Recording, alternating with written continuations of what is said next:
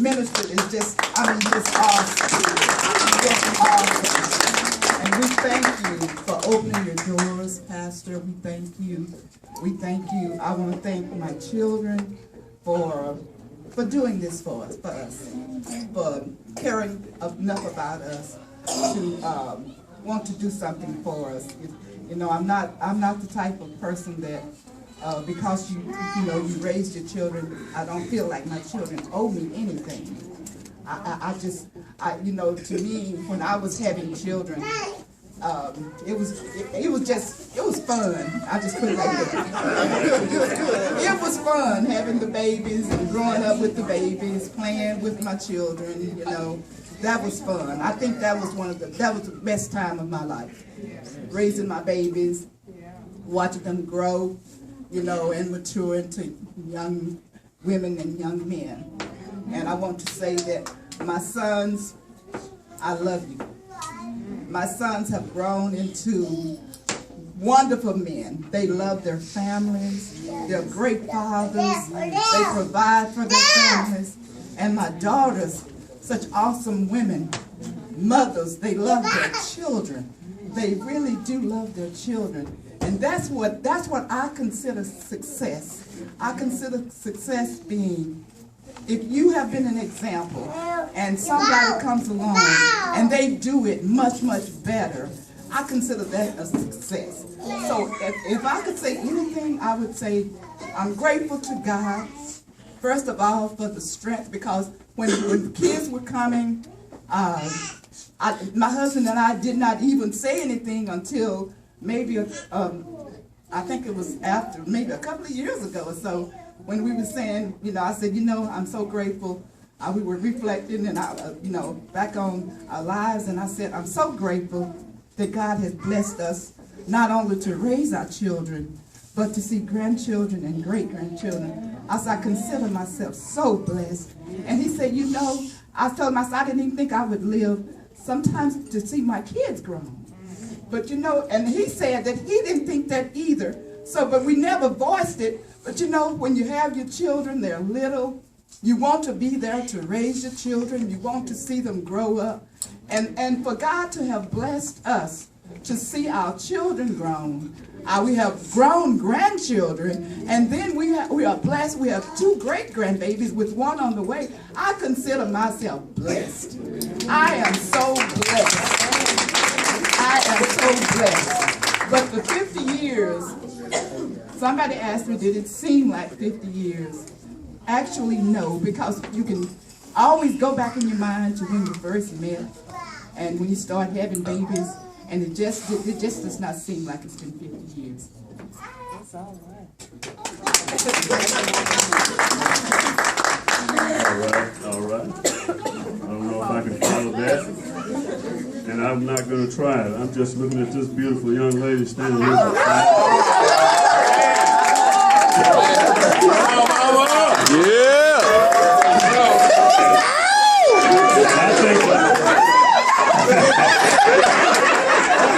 I think the best thing I can do is give her a compliment. Yeah. This evening, because she is really looking beautiful. And I told her that at home too before we left.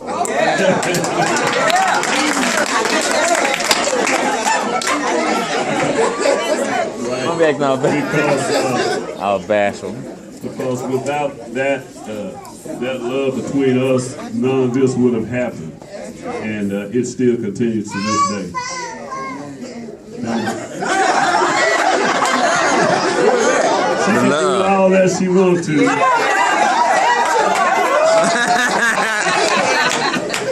But we're just connected. We have an invisible connection between us. Even when we are mad at each other, sometimes we get upset because life is not always a bed of roses. And sometimes you love them, you hate them, but you love them still.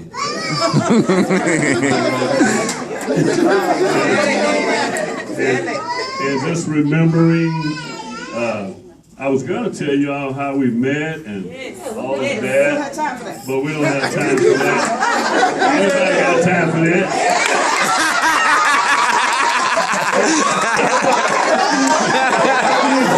What the hell? you gotta go to Sunday. A lot of us, and hopefully all of us. Lord Jesus is a father. Many of us have to go to Sunday, to rise early in the morning, get ready for Sunday school. Some of us teach, some of us will be students. And I'm inviting those that are not going and have no plans to go to Sunday school, get up and go to Sunday school. Even if you don't stay for church, come to Sunday school. We are advocates of Sunday school. My wife is the superintendent of Sunday school, and I work for her. And I'm glad to do it. And so I'm inviting everybody to go to Sunday school. I want to, a lot of names have been called out. My little baby sister-in-law over there, Regina Franklin. Glad that she was able to come. Her husband, Arthur. We don't get to visit much, but we love them. And we certainly remember. We remember when Gina, even when she was a baby. And so I don't know if anybody else that hadn't been mentioned. We love all of you. We really appreciate you taking time out of your life to come and do this, to come and give us honor. Now, we're not people that look for honor, but to see this is kind of tough for me because everything I do, I don't do it for a pat on the back. I just did it and taking care of these kids and taking care of this sweet wife. While I'm there, let me go ahead and advise the men, these husbands. They talk about, I am second, but in marriage you have to be. Say, I am last. I am last. And you know, I was way down on the list with all these children.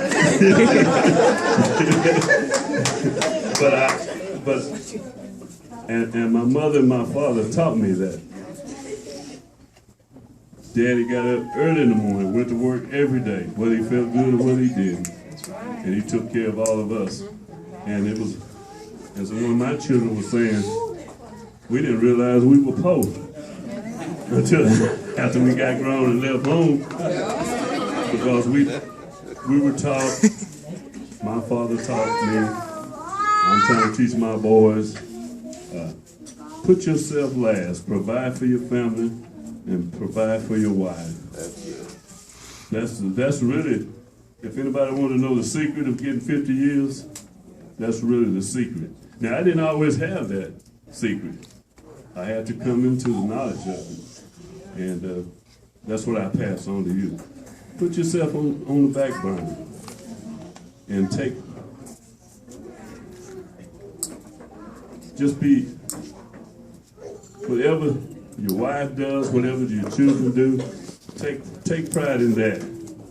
That's where you're rewarded. You get your reward seeing them go forward, seeing them do good, seeing them grow. And before I start preaching too much, I appreciate everybody that came out. I love everybody that's here. We certainly love the fact that we are always welcome with Pastor Green and his church. And we just feel like we have, instead of one church, we have two churches. That's right. And so we enjoy whenever we can get together. Sometimes I think we did a marriage seminar with them one time. We did a couples night, and we just enjoy it. And not because Russell is a member and some of our other people are members, but just because they are wonderful people and they make us feel welcome all the time. Before I put this mic down, I gotta say one more thing. I love my mama.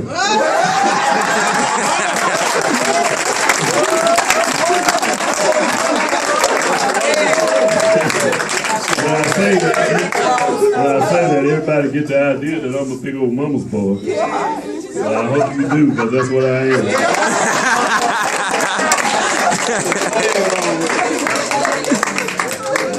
On that note, about 2 weeks ago, he kept saying, I want to go see my mama. He kept telling me, I need to go see my mama. I need to go see my mama. So when I saw him tonight, I said, you see your mama? I said, God brought your mama to you. He gave you the desire of your heart, and he brought your mama to you.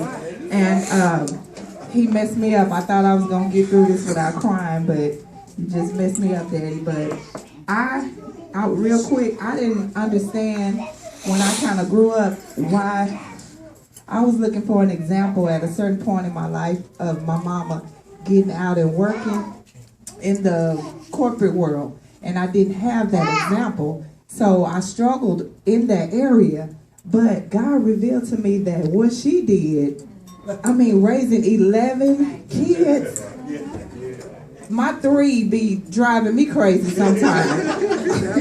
You know, if it for real, Lord Jesus, it's a fire. So when I look at what she did, 11 kids, and Mama used to say, I remember one time I did something and Mama was in there pressing her hair. She was a pressing hair queen. She would get every little nap on your head.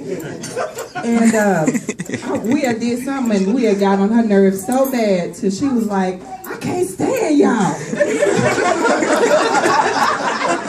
And Massinburg, are we sensitive kids? We are very sensitive. So I was really tore up. I got all in the floor. Oh, my mama don't like me. She said, I can't. She said, I love you, but I can't stand you.